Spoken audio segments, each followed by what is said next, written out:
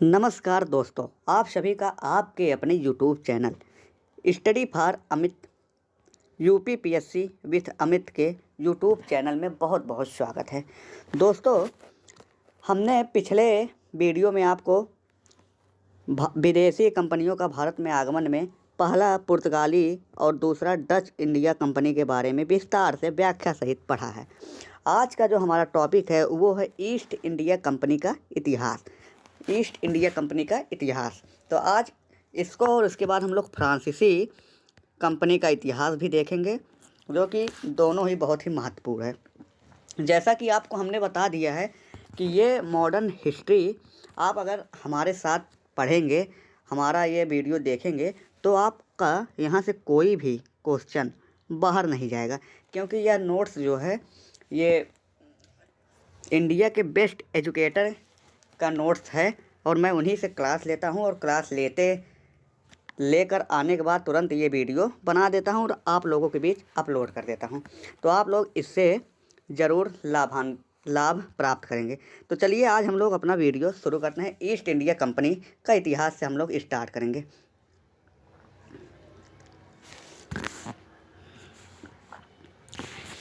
East India company का इतिहास। तो इसमें हम लोग सबसे पहले देखेंगे कि इसकी स्थापना कैसे हुई, ईस्ट इंडिया कंपनी की स्थापना कैसे हुई। चलिए इसके बारे में हम लोग पढ़ते हैं। ईस्ट इंडिया कंपनी की स्थापना सितंबर 1599 ईस्वी में लंदन के प्रसिद्ध व्यापारी, जिसका नाम क्या था, लॉर्ड मेयर ने लंदन में ही व्यापारियों की एक सभा का आयोजन किया। 1599 ईस्वी में एक प्रसिद्ध व्यापारी था, कहाँ का, लंदन का, जिसका नाम क्या था, लॉर्ड मेयर। इसने लंदन में ही एक सभा का आयोजन किया। इस सभा में लगभग 80 व्यापारी थे। इस सभा में कितने व्यापारी थे? 80 व्यापारी थे। इसी समय भारत में व्यापार करने के लिए एक कंपनी स्थापित की गई, जिसका मूल नाम the governor and company of merchant of London trading into the east Indies था। ये आपसे एग्ज़ाम में बहुत बार पूछा है।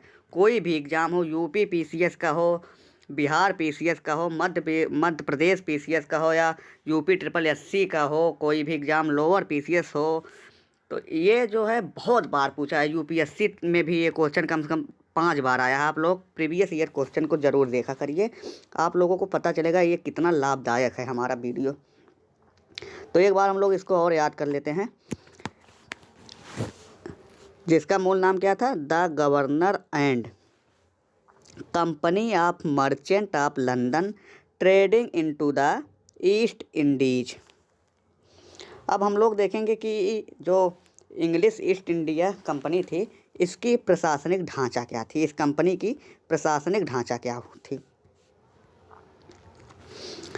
ईस्ट इंडिया कंपनी की क्रियाविधि को भारत में संचालित करने के लिए 2 प्रशासनिक संस्थानों की स्थापना की गई।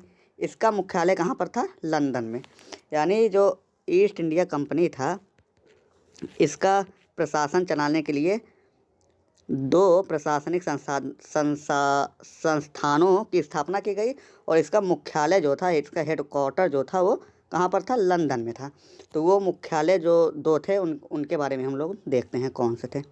तो पहला था सत्यधारी मंडल। सत्यधारी मंडल, या तो इसे COP के नाम से भी जानते हैं। COP मतलब कोर्ट ऑफ प्रोपर्टीज। यह कंपनी के मालिकों अर्थात शेयर धारकों की संस्था थी। यह कैसी संस्था थी? यह कंपनी के मालिक जो हुआ करते हैं, अर्थात हम कह सकते हैं जो शेयर धारक थे, उनकी संस्था थी।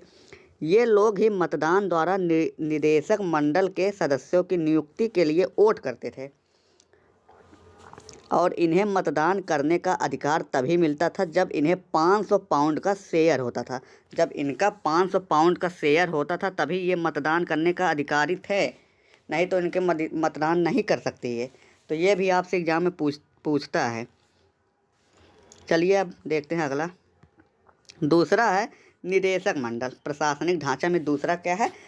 निदेशक मंडल, जिसको इंग्लिश में कहते हैं court of directors. Court of directors यह एक कार्यकारी संस्था थी। कैसी संस्था है निदेशक मंडल? एक कार्यकारी संस्था है। इसमें कुल 24 सदस्य होते हैं। इस पे आप स्टार बना दें, यह भी क्वेश्चन आता है प्री में। इनका कार्यकाल 1 वर्ष का होता है। ये सदस्य ही अपने में से एक अध्यक्ष और एक उपाध्यक्ष बना लेते हैं, और अध्यक्ष ही ईस्ट इंडिया कंपनी के छोटे अधिकारियों जैसे राइटर्स हुए, फैक्टर्स हुए या क्लर्क हुए, इनकी नियुक्ति करते थे। जिसको अध्यक्ष बनाया जाता था वही जो छोटे छोटे अधिकारियों को वही लोग नियुक्त करते थे। और उस छोटे अधिकारियों में कौन कौन आते हैं? जैसे राइटर्स, फैक्टर्स और क्लर्क, ऐसे तमाम और छोटे छोटे अधिकारी हुआ करते थे, उनकी नियुक्ति करते थे। अब हम लोग कंपनी का भारत में व्यापारिक विकास पर बात करेंगे कि कंपनी कैसे भारत में विकास की।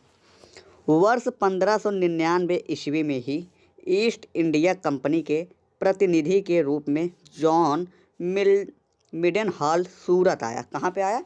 जॉन मिडेनहॉल जो है ये 1599 ईस्वी में ही ईस्ट इंडिया के कंपनी का प्रतिनिधि के रूप में भारत आया, और कहाँ पे? सूरत में। इसके बाद 1608 ईस्वी में कैप्टन हॉकिंस की भारत यात्रा हुई। 1608 ईस्वी में captain Hawkins east India company का प्रतिनिधि और ब्रिटिश राजा जेम्स प्रथम का राजदूत था। यह जेम्स प्रथम का अकबर के नाम का एक पत्र लेकर आता है, लेकिन अकबर के मृत्यु के कारण इसे वह पत्र जहांगीर को देना पड़ता है। जहांगीर को पत्र सौंपता है। हॉकिंस जो था यह हेक्टर नामक जहाज़ से भारत आया था। यह भी आपसे एग्जाम में पूछता है कि जो हॉकिंस था वो उसके जहाज़ का क्या नाम था जो भारत में लेकर वो आया था, तो उसके जहाज़ का नाम था हेक्टर। और इसे जर्मन, फ्रेंच, अंग्रेजी, अरबी, फारसी, हिंदी, उर्दू और आदि भाषाओं का ज्ञान हुआ करता था।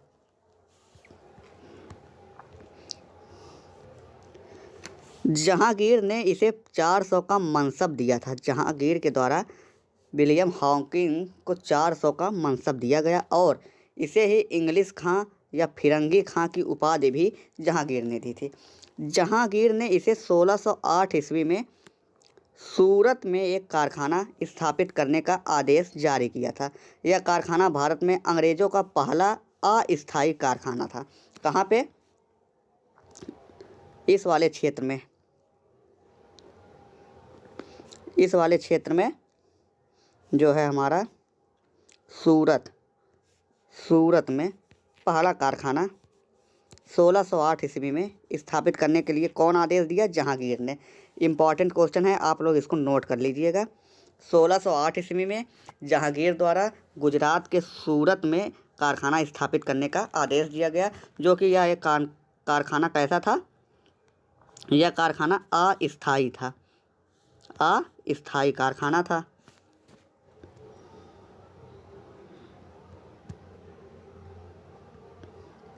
आगे चलते हैं। अब हम लोग देखेंगे कि ईस्ट इंडिया कंपनी जो थी इसकी 1611 में क्या उपलब्धि इसने प्राप्त किया। ईस्ट इंडिया कंपनी 1611 में क्या उपलब्धि प्राप्त की? वर्ष 1611 ईस्वी में अंग्रेज कमांडर कैप्टन मिडलटन ने गुजरात में स्वाली नामक समुद्र तट पर पुर्तगालियों को पराजित करके उनकी कुछ जहाज़ों को छीनकर जहांगीर को दे दिया। फलतः जहांगीर ने अंग्रेज़ों से खुश होकर अंग्रेज़ों को 1611 ईस्वी में मछलीपट्टनम में कारखाना स्थापित करने का आदेश दे दिया। तो दूसरा कारखाना अंग्रेज़ों का कहाँ था? यह भी बहुत ही इम्पोर्टेंट है। दूसरा कारखाना जो था अंग्रेज़ों का वो हमारा इस क्षेत्र में था,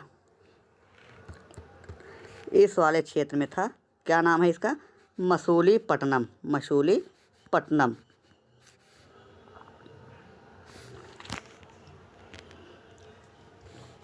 इसके बाद ईस्ट इंडिया कंपनी की जो 1615 ईस्वी में उपलब्धियां थीं, अब हम लोग उसके बारे में पढ़ेंगे।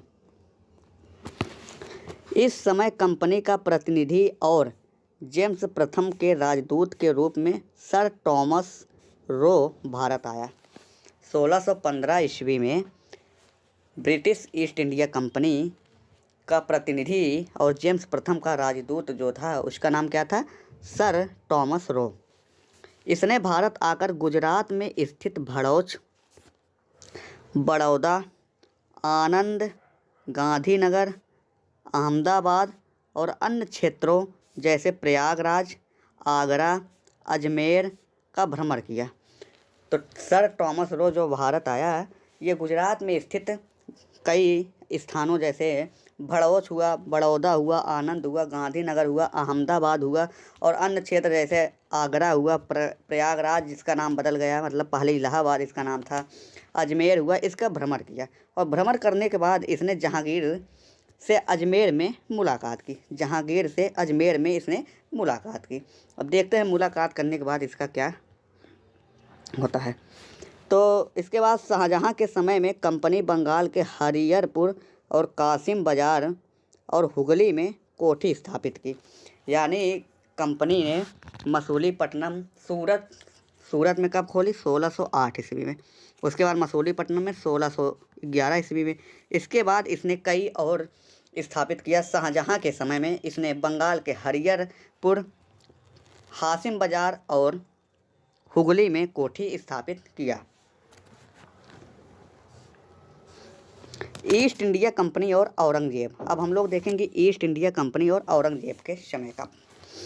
औरंगजेब के समय ईस्ट इंडिया कंपनी के व्यापार में काफ़ी बढ़त देखने को मिली, लेकिन 1681 ईस्वी में औरंगजेब को पता चला कि अंग्रेज़ चुंगी नामक कर को अदा किए बिना व्यापार कर रहे हैं।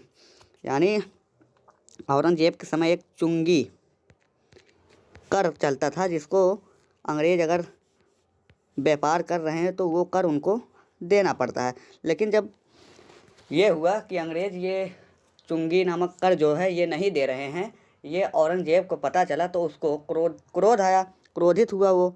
तो क्रोधित होने के बाद वह तत्पश्चात यानी 1688 ईस्वी में औरंगजेब अंग्रेज़ों से नाराज़ होकर कंपनी को भारत से बाहर करने के लिए एक आज्ञा पत्र जारी किया। यानी अंग्रेज़ों से औरंगजेब जो था वो नाराज़ हो गया। नाराज़ होने के बाद उन्हें एक आज्ञा पत्र जारी किया, जिसमें उसने कहा कि अंग्रेज़ों को बाहर करो। और फलता सेनापति जो औरंगजेब के सेनापति थे उनका नाम था कासिम खां ने अंग्रेज़ों को भारत में पराजित करना शुरू कर दिया। लेकिन इसी समय अंग्रेज़ों ने औरंगजेब से माफ़ी मांग ली। जब कासिम खां ने अंग्रेज़ों को पराजित करना शुरू किया तो अंग्रेज़ जो भाई थे वो लोग तो चालाक थे, सोचे झुक जाएं औरंगजेब। और औरंगजेब से जब उसने माफ़ी मांगा तो उसने माफ़ी भी दे दिया। तो इसके बाद ईस्ट इंडिया कंपनी अपना फिर भी निरंतर काम करती रही और चुंगी कर देती रही। अब देखेंगे अगला बम्बई का इतिहास। बम्बई का इतिहास 1661 ईस्वी में पुर्तगाली राजकुमारी कैथरीन का विवाह ब्रिटिश राजकुमार चार्ल्स सेकंड से हुआ था। 1661 ईस्वी में पुर्तगाली राजकुमारी कैथरीन का विवाह ब्रिटिश राजकुमार चार्ल्स सेकंड से हुआ था। इसी समय पुर्तगालियों से बम्बई दहेज के रूप में प्राप्त हुआ। 1668 ईस्वी में ब्रिटिश राजा प्रिंस चार्ल्स ने मात्र 10 पाउंड वार्षिक लेकर बम्बई को ईस्ट इंडिया कंपनी को किराए पर दे दिया। एग्ज़ाम में आपसे पूछेगा कि ईस्ट इंडिया कंपनी जो था ये बम्बई नामक स्थान जो शहर है इसको कितने पैसे में किराए पर लिया तो आप लोग उसको देंगे 10 पाउंड। 10 पाउंड, उत्तर होगा 10 पाउंड। कब? 1668 ईस्वी में। ब्रिटिश राजा कौन थे उस समय? राजा प्रिंस चार्ल्स थे। एग्जाम में पूछता है, आप लोग नोट कर लीजिएगा। इसके बाद आता है कंपनी और मुगल बादशाह फर्रुखसियर। ईस्ट इंडिया कंपनी और मुगल बादशाह फर्रुखसियर का समय। फर्रुखसियर के समय में वर्ष 1715 ईस्वी में अंग्रेज़ों का एक मिशन जॉन सरमन के नाम से भारत आया था। इस समय मुगल बादशाह को फोड़ा नामक एक असाध्य रोग हो गया था, जो जल्दी सही नहीं होता, ठीक नहीं होता, हो गया था। इसी मिशन में एक डॉक्टर था जिसका नाम था हैमिल्टन, आया था। इसी ने बादशाह का फोड़ा नामक जो बीमारी था उसको ठीक कर दिया। उसी से खुश होकर फर्रुखसियर ने वर्ष 1717 में एक फरमान जारी किया, जिसमें उसने कहा, इस फरमान के द्वारा फर्रुखसियर ने मात्र 10,000 रुपये वार्षिक लेकर सूरत नगर कंपनी को दे दिया। यानी सिर्फ 10,000 रुपया वार्षिक, माने 1 साल का 10,000 रुपया लेकर सूरत कंपनी जो है, सूरत जो नगर थी, उसको ईस्ट इंडिया कंपनी को सौंप दी। किसने? फर्रुखसियर के वर्ष 1717 के फरमान के द्वारा। उसके बाद इसी फरमान के द्वारा मात्र 30,000 वार्षिक लेकर बंगाल से अंग्रेज़ों को कर मुक्त व्यापार का अधिकार मिल गया। इसी फरमान के द्वारा बम्बई टकसौल में अंग्रेज़ों द्वारा ढाले गए सिक्के अब भारत में चलने लगे। इसी फरमान के बारे में ब्रिटिश के ओम्स ने कहा कि यह अंग्रेज़ों के लिए महान अधिकार पत्र अथवा मैग्ना कार्टा था। यानी जो 1717 का फर्रुखसियर ने एक फरमान जारी किया था, इसी को एक ब्रिटिश नागरिक या और जो था उसने कहा कि यह अंग्रेज़ों के लिए मैग्ना कार्टा था। गोलकुंडा का सुल्तान और ईस्ट इंडिया कंपनी। गोलकुंडा के सुल्तान अब्दुल्ला कुतुब शाह द्वारा ही अधिकार पाकर अंग्रेज़ों ने 1611 ईस्वी में मसूलीपट्टनम में अपना कारखाना स्थापित किया था। कालांतर में गोलकुंडा के सुल्तान कुली कुतुब शाह ने एक गोल्डन फरमान जारी करके गोलकुंडा बंदरगाह को अंग्रेज़ों को व्यापार करने के लिए दे दिया। अंग्रेज़ों की किलेबंदी कोठियाँ कहाँ कहाँ पर थी? अंग्रेज़ों की किलेबंदी कोठी मद्रास में फोर्ट सेंट जॉर्ज नाम से जानी गई।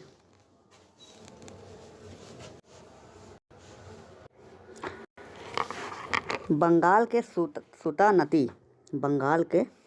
सूता नदी, कोलकाता और गोविंदपुर नामक गांव को अंग्रेज़ों ने मात्र 1200 रुपये देकर पट्टे पर ले लिया था और इन्हीं तीनों गांवों के स्थान पर जॉर्ज चरनाक ने कलकत्ता नामक शहर को बसाया था और इसे चारों तरफ से चहारदीवारी से घेर कर फोर्ट विलियम नाम दिया था, जो कि 1698 ईस्वी में इसका निर्माण हुआ। हम लोग देखे हैं। फोर्ट विलियम नामक किले बंद कोठी जो थी वो 1700 ईस्वी में अस्तित्व में आई। अब इसके बाद हमारा यहाँ पे फ्रांस जो ईस्ट इंडिया कंपनी है, ब्रिटिश ईस्ट इंडिया कंपनी, यहाँ पे हमारा पूरा समाप्त होता है। आप लोग इसको पढ़िए और कोई भी घटना चक्र हुआ या कोई भी प्रैक्टिस प्रीवियस ईयर बुक हो, उससे आप लोग क्वेश्चन को हल कीजिए। सभी क्वेश्चन यहीं से मिलेंगे। बस वीडियो को आपको 1 से 2 या 3 बार देखिएगा। इसके बाद आपका कोई भी क्वेश्चन यहाँ से लगभग नहीं छूटेगा। 100% तो कोई चीज़ होता ही नहीं है, तो आप लोग जानते ही हैं। तो अब यहाँ पे हमारा ख़त्म हुआ। तो अब हम लोग पढ़ेंगे फ्रांसीसी ईस्ट इंडिया कंपनी। फ्रांसीसी ईस्ट इंडिया कंपनी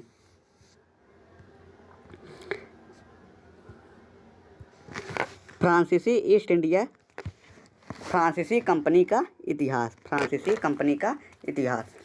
फ्रांसीसी कंपनी एक सरकारी कंपनी थी। सबसे पहला पॉइंट तो यही है कि सरकार आपसे पूछेगा कि सरकारी कंपनी कौन थी, तो फ्रांसीसी कंपनी हुई, डच कंपनियां हुई, ये सब एक सरकारी मानी जाती हैं, सरकारी कंपनी मानी जाती हैं। लेकिन जो ईस्ट इंडिया कंपनी थी यह एक निजी कंपनी थी। कैसी थी? निजी कंपनी थी। फ्रांसीसी कंपनी एक सरकारी कंपनी थी। इसकी स्थापना जो हुआ था वो 1664 ईस्वी में फ्रांसीसी वित्त मंत्री कोलबर्ट के प्रयासों से हुई थी।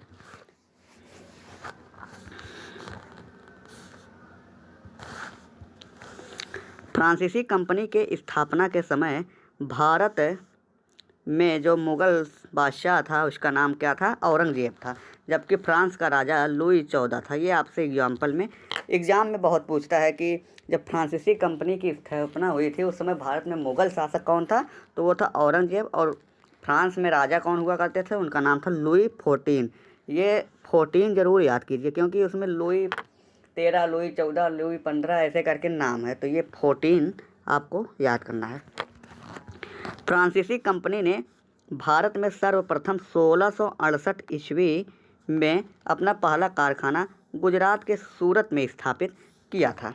इसके बाद फ्रांसीसियों ने पांडिचेरी में भी अपना कारखाना स्थापित किया। तो फ्रांसीसी कंपनी का पहला जो कारखाना था वो कहाँ स्थित हुआ है? वो सूरत में हुआ है। 1668 ईस्वी में सूरत में हुआ था। पांडिचेरी 3 भागों में विभाजित है। पांडिचेरी के केरल में स्थित भाग को माहे के नाम से, जबकि आंध्र प्रदेश में स्थित भाग को यमन के नाम से, जबकि तमिलनाडु में स्थित भाग को कराईकल के नाम से जानते हैं।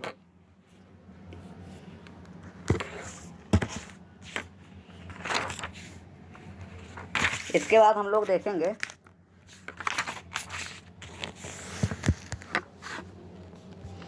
कि फ्रांसीसियों ने, इसके बाद देखेंगे इन तीनों क्षेत्र में भी फ्रांसीसियों ने अपना कारखाना स्थापित किया था। किन क्षेत्रों में? केरल के माहे में, माहे नामक स्थान पे। इसके बाद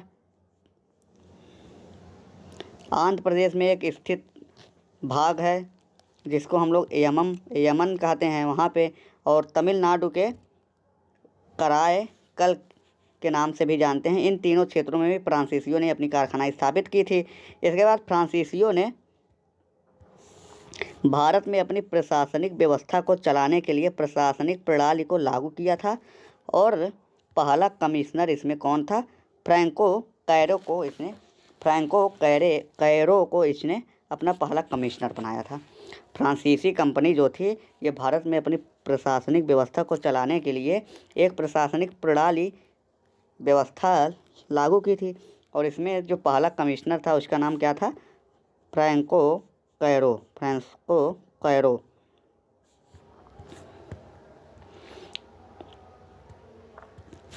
इसके बाद इन्होंने भारत में गवर्नरी व्यवस्था स्थापित की, और फ्रांसीसियों का पहला गवर्नर जो था वो कौन बना? फ्रैंको मार्टिन बना। कौन बना? फ्रैंको मार्टिन बना। अब हम लोग ये जो है आप लोग अपने कॉपी में इसको नोट कीजिए और 4 स्टार या 5 स्टार दीजिए क्योंकि ये एग्ज़ाम में पूछ लेता है। फ्रांसीसी गवर्नरों का अवरोही क्रम हम लोग देखेंगे। पहला कौन बना गवर्नर में? Franco Martin. दूसरा डुप्ले। तीसरे पर कौन आया? बस्ची। चौथे पे गोडेहू। और 5वें पर काउंट द लाली। आप लोग इसे लाली से भी याद कर सकते हैं, काउंट द लाली। अगर आपसे आरोही क्रम में पूछ ले तो आप उल्टे क्रम में, जैसे 5वें पर आ जाए लाली, फिर गोडेहू, वस्सी, डुप्ले, और फिर एकदम लास्ट में फ्रैंको मार्टिन था। फ्रांसीसियों और अंग्रेज़ों का संघर्ष। अंग्रेज़ों और फ्रांसीसियों का संघर्ष भारत में हमें कर्नाटक युद्ध के रूप में दिखाई पड़ता है। भारतीय इतिहास में हमें कुल 3 कर्नाटक युद्धों के बारे में जानकारी मिलती है। हम लोग अब पढ़ेंगे प्रथम कर्नाटक युद्ध। प्रथम कर्नाटक युद्ध।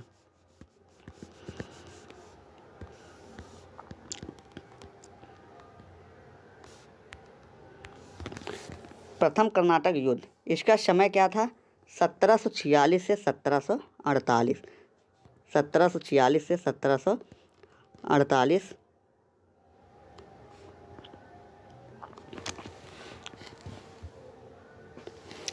नेतृत्व कौन किया था? फ्रांस की तरफ से डुप्ले, कर्नाटक की तरफ से अनवरुद्दीन और अंग्रेज़ों की तरफ से बार्नेट ने इसकी नेतृत्व किया था। युद्ध का कारण क्या था? प्रथम कर्नाटक युद्ध भारत में यूरोप में चल रहे ऑस्ट्रेलिया के युद्ध के विस्तार के रूप में देखा गया है। यानी यूरोप में चल रहे ऑस्ट्रिया, इसको याद कीजिए, ऑस्ट्रेलिया आप लोग मत कहिएगा, ये ऑस्ट्रिया है, वियना के युद्ध के विस्तार के रूप में देखा गया है। वर्ष 1740 ईस्वी में ही ऑस्ट्रिया में उत्तराधिकार का युद्ध प्रारंभ हो गया था। इसमें अंग्रेज और फ्रांसीसी आमने सामने थे। इसलिए भारत में भी ये दोनों सत्ताएं आमने सामने हो गई थी। युद्ध की शुरुआत जो है वो कैसे होती है हम लोग अब देखेंगे।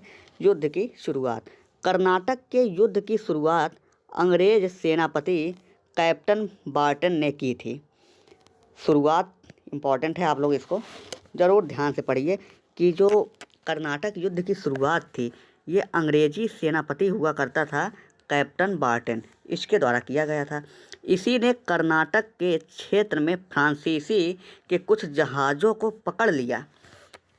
कर्नाटक के क्षेत्र में फ्रांसीसी जहाज़ों को पकड़ लिया किसने? Captain Barton. कौन था? अंग्रेजी सेनापति। इसके बाद आता है सेंटोमे का युद्ध 1748 ईस्वी में होता है सेंटोमे का युद्ध। इस युद्ध में डुप्ले ने कर्नाटक के नवाब अनवरुद्दीन और अंग्रेज़ों के प्रमुख व्यापारिक कारखाने मद्रास के ऊपर कब्जा कर लिया। यानी इसमें जो डुप्ले था ये अनवरुद्दीन को हराकर और अंग्रेज़ों के प्रमुख व्यापारिक कारखाना मद्रास था उस पर कब्जा कर लिया। तो इसके बाद एक 1748 में संधि होती है जिसे कहा जाता है एक्स-ला शापेल की संधि। 1748 ईस्वी में होता है। इसी संधि के माध्यम से ऑस्ट्रिया का उत्तराधिकार का युद्ध समाप्त हो गया। फलतः भारत में प्रथम कर्नाटक युद्ध भी समाप्त हो गया। आपसे अगर पूछेगा एग्जाम में कि भारत में प्रथम कर्नाटक युद्ध कैसे समाप्त हुआ, तो वो आप बताएंगे कि एक्स-ला शापेल की संधि जो 1748 ईस्वी में आई है, इसी से ऑस्ट्रिया का उत्तराधिकार जो युद्ध था वो भी समाप्त हुआ और इसी क्रम में भारत में प्रथम कर्नाटक युद्ध भी समाप्त हो गया। इसी संधि के द्वारा पुनः मद्रास का क्षेत्र अंग्रेज़ों को मिल गया, जबकि यूएसए में स्थित लुईसबर्ग नामक क्षेत्र फ्रांसीसियों को मिल गया जो अंग्रेज़ों ने कब्जा किया था। इसके बाद आता है द्वितीय कर्नाटक युद्ध। इसका समय काल जो था 1749 से 1754 ईस्वी था। द्वितीय कर्नाटक युद्ध 1749 से 1754 ईस्वी। इसका नेतृत्व जो है ये अंग्रेज़ों की तरफ से रॉबर्ट क्लाइव ने, जबकि फ्रांसीसियों की तरफ से इस युद्ध का प्रारंभ डुप्ले ने और इसके बाद गोडेहू ने किया था। अंग्रेज़ों की तरफ से रॉबर्ट क्लाइव और फ्रांस की तरफ से कौन था? डुप्ले, उस्सी और गोडेहू ने किया था। और इस युद्ध का कारण क्या था? द्वितीय कर्नाटक युद्ध का कारण हैदराबाद और कर्नाटक राज्य में चल रहा उत्तराधिकार का था।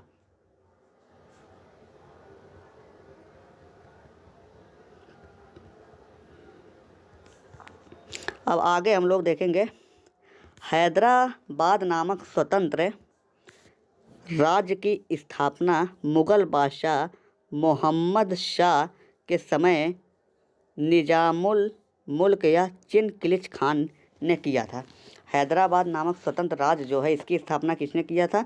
मुग़ल बादशाह मोहम्मद शाह के समय में निजामुल मुल्क या चिनकिलिच खान द्वारा किया गया था। वर्ष 1749 ईस्वी में निजामुल मुल्क की मृत्यु हो गई। इसके बाद उसका पुत्र नासिर जंग हैदराबाद का नवाब बना, लेकिन निजामुल मुल्क के भतीजे मुजफ्फर जंग ने नासिर जंग से हैदराबाद राज्य के बंटवारे की बात की। यहाँ से आप लोग दोबारा पढ़िए, बहुत इंपॉर्टेंट क्वेश्चन है। पहला और दूसरा कर्नाटक युद्ध जो है ये आपके एग्ज़ाम में बहुत बार पूछता है। आप लोग इसको अच्छे से पढ़िए। ये किसी भी एग्जाम बुक में ऐसे नहीं लिखा है जैसे इस नोट्स में हम लोगों ने लिखा है। देखिए, वर्ष 1749 ईस्वी में निजामुल मुल्क की मृत्यु हो गई। इसके बाद इसका पुत्र जो था, जिसका नाम था नासिर जंग, हैदराबाद का नवाब बना, लेकिन निजामुल के भतीजे मुजफ्फर जंग ने नासिर जंग से हैदराबाद राज्य के बंटवारे की बात कह दी। किसने की? ये जो चिनकिलिच खान या निजामुल मुल्क थे, इन्हीं के भतीजे मुजफ्फर जंग ने नासिर जंग से हैदराबाद राज्य के बंटवारे की बात कही। तो दूसरी तरफ कर्नाटक के नवाब अनवरुद्दीन से इसके बहनोई ने, जिसका नाम था चंदा साहब ने, कर्नाटक राज्य के बंटवारे की बात कही। इस तरह दक्षिण भारत में स्वदेशी और विदेशियों को मिलाकर दो समूह बन गया। प्रथम समूह कौन था? इसमें अंग्रेज कर्नाटक का नवाब अवरुद्दीन और हैदराबाद का निजाम नासिर जंग था। प्रथम समूह में कौन कौन था? अंग्रेज और कर्नाटक का नवाब अवरुद्दीन और हैदराबाद का नवाब जो था नासिर जंग था। और द्वितीय समूह जो है उसमें फ्रांसीसी मुजफ्फर जंग और चंदा साहब जो कि कर्नाटक के थे, ये आए। इसके बाद होती है द्वितीय कर्नाटक युद्ध में एक युद्ध जिसका नाम है पांडिचेरी की एक संधि होती है, जिसका नाम है पांडिचेरी की संधि। कब होती है? 1754 ईस्वी में। इस संधि द्वारा द्वितीय कर्नाटक युद्ध को समाप्त कर दिया गया। इसके दौरान एक दूसरे द्वारा जीते गए क्षेत्रों को और कैद किए गए सैनिकों को वापस कर दिया गया। अब आता है तृतीय कर्नाटक युद्ध। इसका समय 1756 से 1763 ईस्वी था। इसका नेतृत्व अंग्रेज़ों की तरफ से आयरकूट और फ्रांसीसियों की तरफ से लाली किया था। युद्ध का कारण क्या था? तृतीय कर्नाटक युद्ध यूरोप में चल रहे सप्तवर्षीय युद्ध का विस्तार था। इस सप्तवर्षीय युद्ध में यूरोप में इंग्लिश और फ्रांस आमने सामने थे। फलतः भारत में भी ये दोनों शक्तियाँ कर्नाटक युद्ध में साम्राज्यवादी भावना के कारण आमने सामने आ गई। इसमें एक युद्ध होता है तृतीय कर्नाटक युद्ध के दौरान वांडी वास का युद्ध, जो कि 1760 ईस्वी में होता है। यह युद्ध 1760 ईस्वी में अंग्रेज सेनापति आयरकूट और फ्रांसीसी गवर्नर सेनापति काउंट द लाली के बीच हुआ और लाली इसमें पराजित हुआ। और जीता कौन? आयरकूट, जो कि अंग्रेजी सेनापति था। इसके बाद आता है, ये युद्ध जब ख़त्म होता है उसके पश्चात पेरिस की संधि होती है।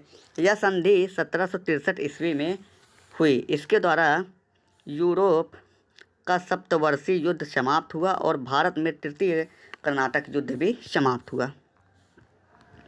इसी संधि द्वारा अंग्रेज ने फ्रांसीसियों को भारतीय राजनीति से बाहर कर दिया।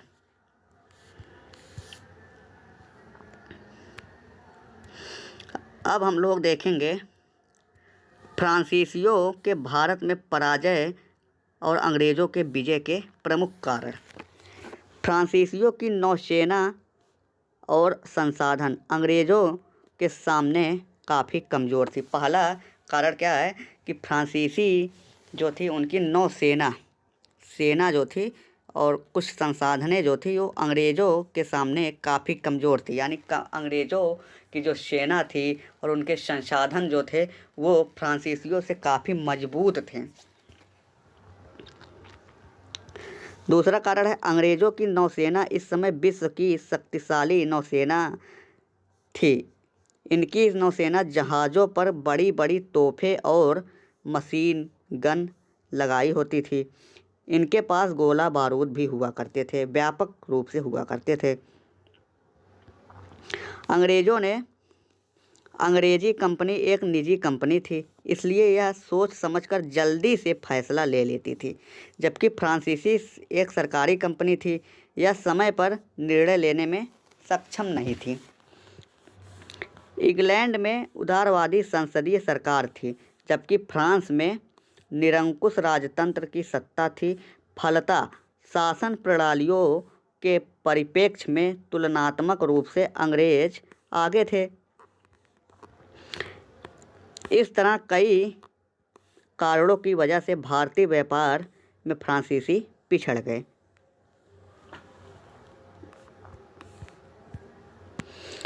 कुछ इम्पॉर्टेंट पॉइंट हम लोग देख लेते हैं।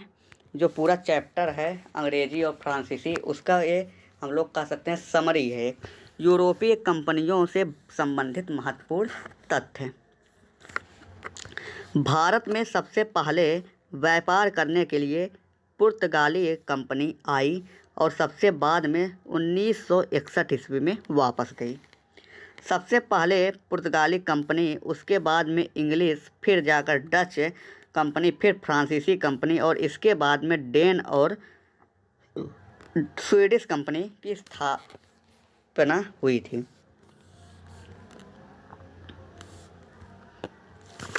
डेन कंपनी डेनमार्क से आई थी। इसने सर्वप्रथम तमिलनाडु के ट्रांकबोर में अपना कारखाना स्थापित किया था, लेकिन इसने अपने कारखाने को ईस्ट इंडिया कंपनी को देकर चला गया। जो डेन कंपनी था यह अपना पहला कारखाना तमिलनाडु के ट्रांकबोर में स्थापित किया था, लेकिन कुछ कारणवश इसने अपना कारखाना ईस्ट इंडिया कंपनी को देकर चला गया। स्वीडिश कंपनी स्वीडन से भारत व्यापार करने आई थी, लेकिन इसकी भारतीय व्यापार में ज़्यादा दिलचस्पी नहीं थी।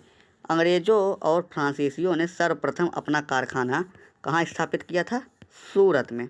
अंग्रेज़ों और फ्रांसीसी कंपनियों ने अपना सर्वप्रथम कारखाना कहाँ स्थापित किया? सूरत में। फ्रांसीसी नामक विदेशी शक्ति डुप्ले ने ही भारतीय शक्ति को सर्वप्रथम पराजित किया था, जिसका नाम क्या था? अनरुद्दीन, जिसका नाम अनवरुद्दीन था। तो दोस्तों ये हमारा यूरोपीय कंपनियों का भारत में आगमन जो चैप्टर था पूर्ण रूप से समाप्त हुआ। आप लोग इस वीडियो को ज़रूर देखिए और ज़्यादा से ज़्यादा लोगों में शेयर कीजिए, जिससे उनको भी यह वीडियो प्रोवाइड हो और वो अच्छा कार्य कर सके।